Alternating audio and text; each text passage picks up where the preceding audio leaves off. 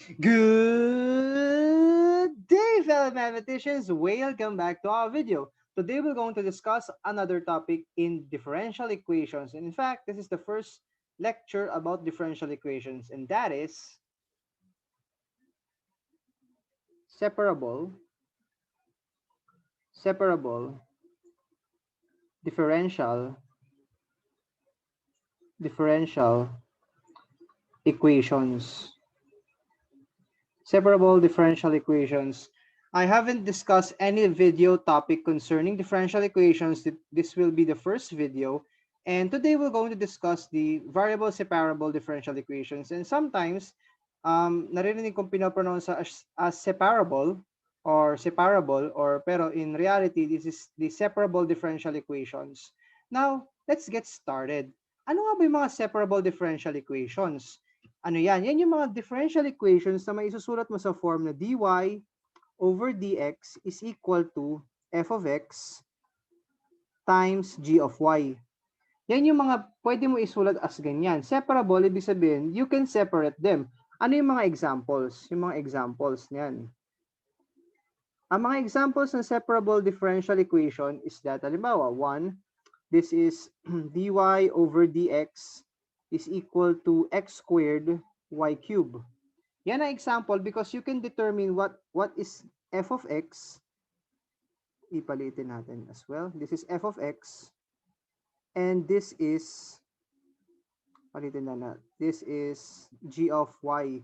You can actually determine kung sino si f of x, sino si g of y, and you can actually separate them. Okay, ano susunod? Number 2.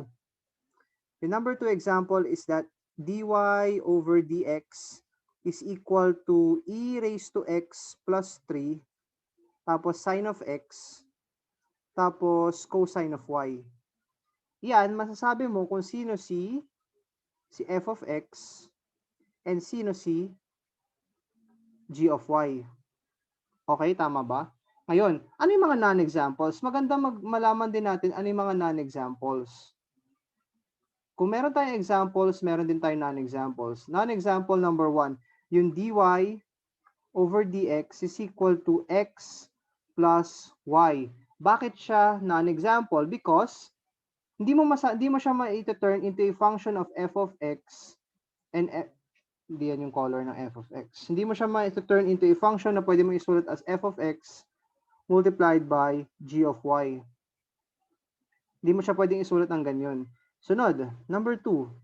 Kasi 'di ba, hindi mo siya pwedeng ma-separate kasi addition is not separable.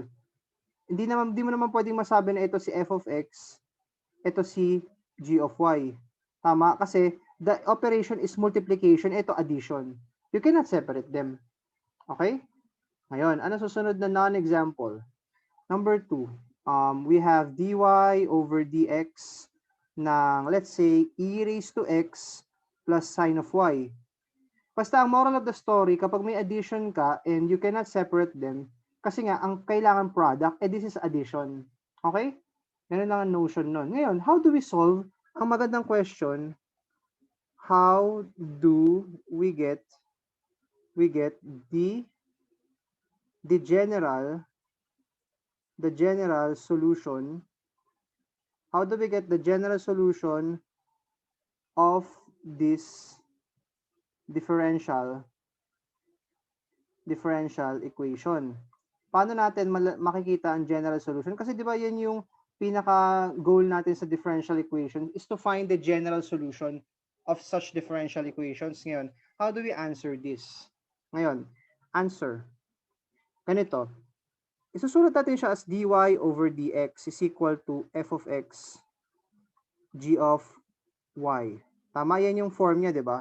Ang gagawin natin is that we divide both sides by g of y. So we divide both sides by g of y or multiply both sides of the equation by 1 over g of y. 1 over g of y. And how do we have that? So g of y will cancel out because this is 1 and magiging 1 over g of y dy over dx is equal to f of x na lang, di ba? Ngayon, ang gagawin natin, integrate both sides of the equation. Medyo makapal yung makapal. Ito. Integrate both sides of the equation by with respect to x. Lalagyan mo ng dx, di ba? Kasi ganun ka kapag nag-integrate ka eh. Hindi dapat integral sign na kailangan may with respect to something. Pag kinuha mo yung integral of both sides na yan, ang mangyayari, ito kasi, hindi yan magka-cancel ha. That's not kasi because this is a differential operator. That doesn't cancel. Ngayon, ito kung mapapansin mo, para ka nag-let ka ng dy is equal to dy over dx multiplied by dx. Kumbaga, kung may function ka ditong y, kumbaga yung yung substitution rule, ba yung nag-let ka ng y to something, tapos yung dy mo, ganito yung tsura. Ganun lang yung ibig sabihin nun. Kaya, ang mangyayari, this is integral of 1 over gy dy is equal to the integral of f of x dx. Ganun lang ang ibig sabihin nun. Ngayon. Meron pang isang method. Ito yung medyo sketchy. Ito yung dy over dx is equal, ulitin natin f of x g of y. I know that this is kind of sketchy because what we're going to do is to multiply both sides of the equation by d of x. Diba? It's sketchy because this is not a fraction, this is an operator, pero we'll arrive to the same analogy in a second. This is dy is equal to f of x g of y dx. And we'll divide both sides by g of y, or mas maganda na lang is to multiply both sides of the equation by 1 over g of y. Diba? 1 over g of y. Ang mangyayari, you'll cancel g of y and we'll get dy 1 over g of y dy is equal to f of x dx. Ngayon, let's take the integral of both sides. Diba? The antiderivative of both sides magiging ganyan lang and ganyan. Eh may respect na tayong dy tapos dx. Yun na yun. And this is just how you solve the general solution of a differential equation by this form. Ito-turn mo lang siyang ganyan. Okay? Ganyan lang yan. So, let's discuss an example, shall we? Example. Halimbawa. Find the tawag dito? Ano ba pwedeng example? Let's say find the general solution of, let's say, dy over dx is equal to x over y with initial value condition with initial value y of 0 is equal to 2. Ngayon, find the general solution with initial value problem din to of y of 0 is equal to 2. Ano ang sagot dyan? Ngayon, solution. Isusulat mo siya as dy over dx is equal to x over y. Ang gagawin mo, multiply both sides of the equation by dx. So magiging dy is equal to x over y dx. Correct? Ngayon, multiply both sides of the equation by y. Magiging, the y's will cancel out. So magiging y dy is equal to x dx. Ngayon, take the integral of both sides. Paano natin gagawin yun? Take the integral of both sides. Ano yung integral ng y over y dy? Diba this is the integral of, recall lang natin. Ang recall, yung integral ng x squared dx is equal to x 3 plus 1. Nauna ko na. 2 plus 1 all over 2 plus 1 plus a constant c. So magiging x cubed over 3 plus a constant c. Dito magiging y 1 plus 1 over 1 plus 1 plus a constant c1 is equal to x 1 plus 1 over 1 plus 1 plus a constant c2. Tama? Ngayon, ang mangyayari, this is y squared over 2 plus a constant c1 is equal to x squared over 2 plus a constant c2. Ngayon, subtract c2 from both sides, magiging y squared over 2. This implies that y squared over 2 is equal to x squared over 2 plus c2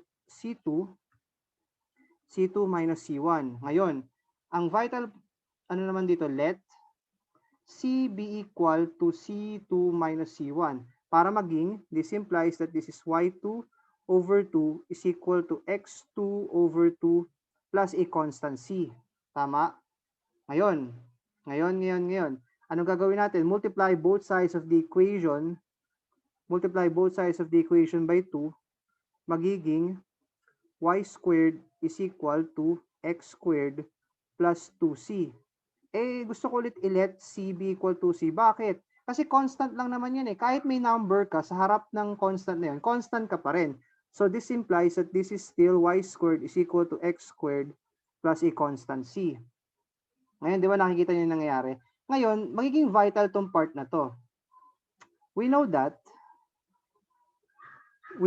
the dog is barking. We know that y of 0 is equal to 2. Ibig sabihin yung y mo is equal to 2 and x mo is equal to 0. Ngayon, ang gagawin mo, plug in 0, 2. Kasi 'di ba 0, 2. Ngayon, ang mangyayari this is, sino yung y? 2 squared is equal to 0 squared plus c. 4 is equal to 0 plus c. Kaya therefore, c is equal to 4. Ang mangyayari, therefore, the initial value problem will become y squared is equal to x squared plus 4. Tama ba? Or, you can take the square root of both sides. This is y is equal to positive square root x squared plus 4. This is possible. The dog is angry. Y is equal to square root of x squared plus 4 kasi the initial value problem yields a value of y in a positive manner, which is 2.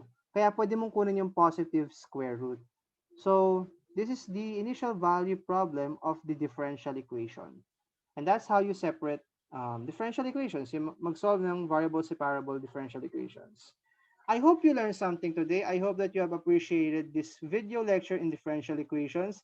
In the next video, we will be discussing another example of this type of differential equation. Until then, mathematicians, keep safe and have a great day. Goodbye now.